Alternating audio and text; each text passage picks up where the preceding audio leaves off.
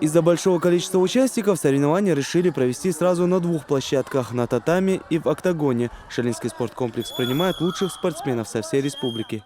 Шейла выступает часто, соревнования, что видите, я часто участвую, я Шейла организовать дикёдер, везешь дикёдер.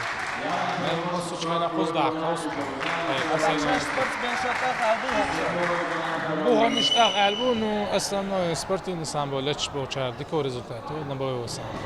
Зрелищные поединки и упорное противостояние спортсменов. Республиканский турнир по боевому самбо на призы главы муниципалитета Турпалали Ибрагимова в Шали проходит не впервые. Этот вид спорта в нашей республике только начинает развиваться, хотя, судя по выступлениям участников, так не скажешь. Уже у нас здесь есть ребята-чемпионы Северокавказского округа по взрослым. Хабиблаев Шех Мансур, один из лучших нашей республики на сегодняшний день. Абдуллаев Адлан. В следующем году Федерация самбо России начинает юношеские и молодежные соревнования Северокавказского округа начинаются. И вот к этим турнирам мы начинаем подготавливать ребят. В турнире участвует 150 спортсменов из разных спортивных школ республики, соревнуются в 14 весовых категориях. Технический арсенал этого вида спорта довольно разнообразен, поэтому среди множества других видов боевых единоборств самбо считается приоритетным. Через этот спортивный барьер проходили многие известные бойцы смешанного стиля.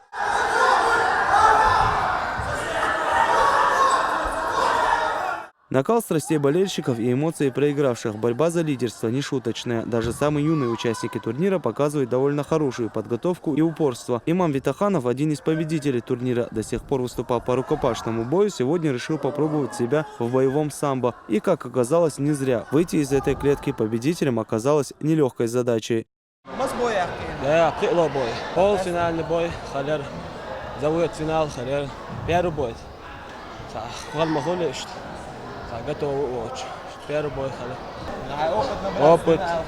Да, прибой.